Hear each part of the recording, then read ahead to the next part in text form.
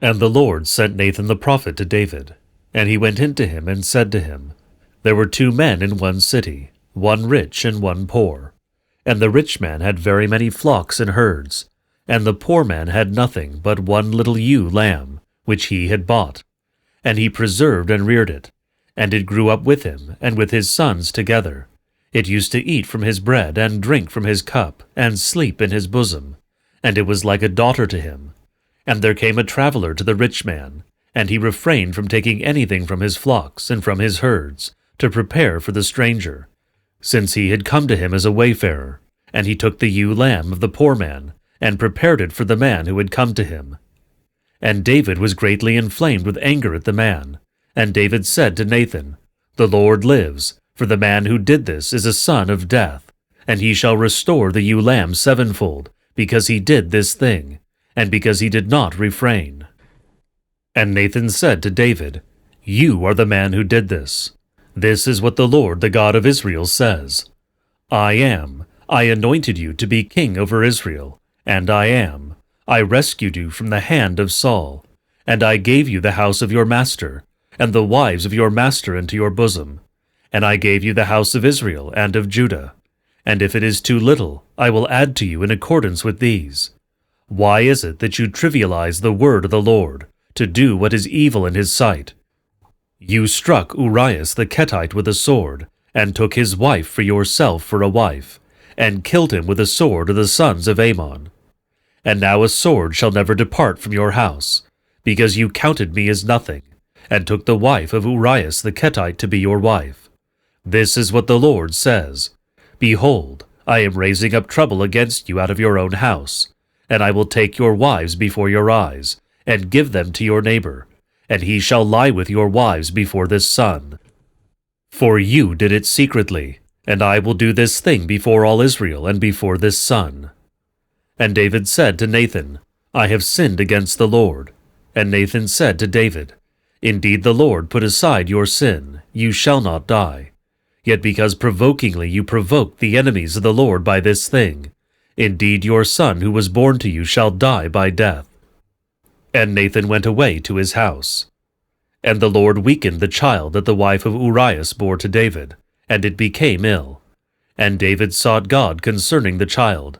And David fasted a fast, and went in and lodged in sackcloth on the ground. And the elders of his house stood by him to raise him from the ground, but he was unwilling, and he did not eat bread together with them.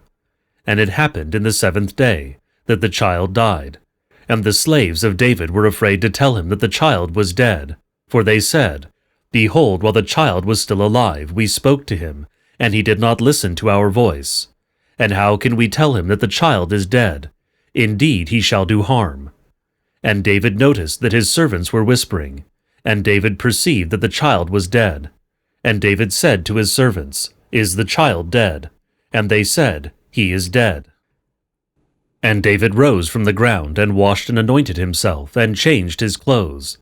And he entered into the house of God, and did obeisance to him, and he entered into his house. And he asked for bread to eat, and they set bread before him, and he ate. And his servants said to him, What is this thing that you did? For the sake of the child, while it was still alive, you were fasting and weeping and keeping watch. And when the child died, you rose and ate bread, and you have taken a drink. And David said, While the child was still alive, I fasted and wept, for I said, Who knows whether the Lord will have pity on me, and the child will live? But now he is dead. Why is this that I fast? I will not be able to bring it back again, will I? I will go to him, but he shall not return to me. And David consoled Bathsheba his wife, and went in to her and lay with her. And she conceived and bore a son, and called his name Solomon. And the Lord loved him. And he sent by the hand of Nathan the prophet, and he called his name Idedi, on account of the Lord. And Joab made war on Rebuke of the sons of Ammon, and seized the royal city. And Joab sent messengers to David and said, I made war on Rebuke, and seized for myself the city of the waters. And now gather the rest of the people together, and encamp against the city, and seize it in advance for yourself, so that I myself might not seize the city in advance for myself, and my name be called over it. And David gathered all the people together, and went to Rabbah, and made war on it, and seized it for himself. And he took the crown of Melchol their king from his head, and the weight of it was a talent of gold, and of precious stone, and it was on the head of David. And he brought forth very many spoils of the city. And he brought out the people who were in it, and set them at the saw and at the iron threshing machines, and conducted them through the brickworks. And thus he did to all the cities of the sons of Ammon. And David and all the people returned to Jerusalem. And it happened after this that Absalom, son of David, had a sister very beautiful in appearance, and her name was Tamar. And Amnon, son of David, loved her. And Amnon was tormented so as to be ill because of Tamar his sister, for she was a virgin, and it was too gross in Amnon's sight to do anything to her. And Amnon had a companion, and his name was Jonadab, son of Samah, the brother of David. And Jonadab was a very crafty man. And he said to him, What is with you, that you are so haggard, O son of the king, morning by morning? Will you not tell me? And Amnon said to him, I love Tamar, the sister of Absalom my brother. And Jonadab said to him, Lie down on your bed and act weak, and your father will come in to see you. And you shall say to him, Do let Tamar my sister come and feed me some morsels, and let her prepare food in my sight, so that I may see and eat from her hands. And Amnon lay down and became ill, and the king came in to see him. And Amnon said to the king, Do let Tamar my sister come to me, and roll 2 rolls in my sight, and I will eat from her hand. And David sent to Tamar to the house, saying, Do go to the house of Amnon your brother, and prepare food for him. And Tamar went to the house of Amnon her brother, and he was lying down. And she took the dough, and kneaded it, and rolled rolls in his sight, and boiled the rolls. And she took the frying pan, and emptied it out before him, but he did not want to eat. And Amnon said, Lead out every man from upon me. And they led out every man from upon him. And Amnon said to Tamar, Bring the food into the chamber, and I will eat from your hand. And Tamar took the rolls that she had prepared, and brought them to Amnon her brother into the bedroom. And she brought them to him to eat. And he took hold of her and said to her, Come on, lie with me, my sister. And she said to him, No, my brother, do not humiliate me, for it shall not be done in this way in Israel. Do not do this folly. And I, where will I carry away my shame? And you shall be as one of the fools in Israel. And now do speak to the king, for surely he shall not withhold me from you. But Amnon did not want to listen to her voice, and he prevailed over her, and humiliated her, and lay with her. And Amnon hated her with very great hatred, for the hatred with which he hated her was greater than the love with which he had loved her. And Amnon said to her, Get up and get out. And Tamar said to him, No, brother, for greater is the last wrong than the first which you did to me, to send me away. But Amnon did not want to listen to her voice. And he called his lad who was in charge of his house, and he said to him, Now send this woman away from me outside, and bar up the door after her. And on her was a tunic to the wrists, for so the daughters of the king who were virgins were clothed in their outer garments. And his attendant led her outside, and barred up the door after her. And Tamar took ashes and put them on her head, and tore the tunic to the wrists that was on her. And she put her hands on her head and went away, walking and crying aloud. And Absalom her brother said to her, Amnon your brother was not with you, was he? And now, my sister, be quiet, for he is your brother. Do not set your heart to speak about this thing. And Tamar stayed as a widow in her brother Absalom's house. And King David heard all these words and was very angry. But he did not grieve the spirit of Amnon his son, for he kept loving him, for he was his firstborn. And Absalom did not speak with Amnon from evil to good, for Absalom kept hating Amnon, on account of which he had humiliated Tamar his sister. And it happened in a 2-year span of days that they were shearing for Absalom at Belasor, which borders Ephraim. And Absalom invited all the sons of the king.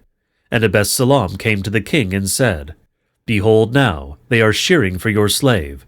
Do let the king and his servants go with your slave. And the king said to Absalom, Surely not, my son, let us not all go, and we will not be a burden on you. And he pressed him, but he did not want to go, and he blessed him.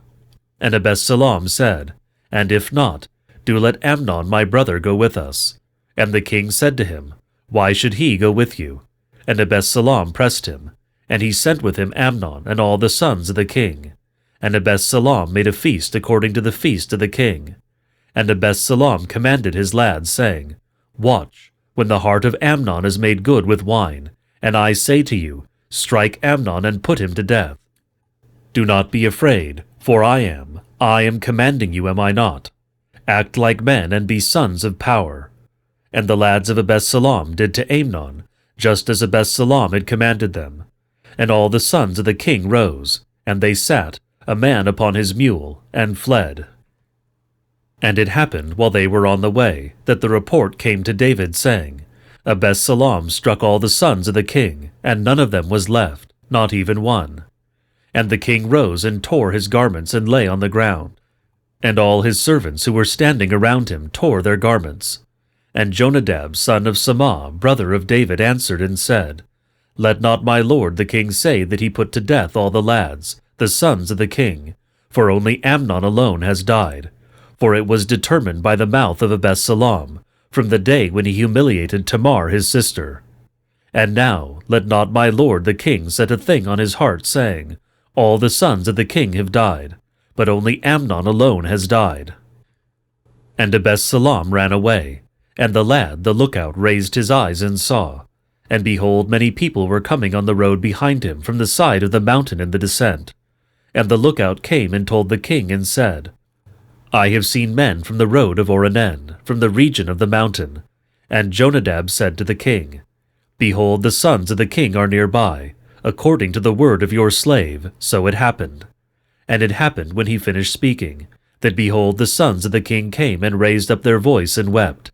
And indeed the king and all his servants wept with a very great weeping. And Absalom fled and went to Tolmai, son of Ammiud, king of Gedsaur, to the land of Makad. And King David mourned for his son all the days.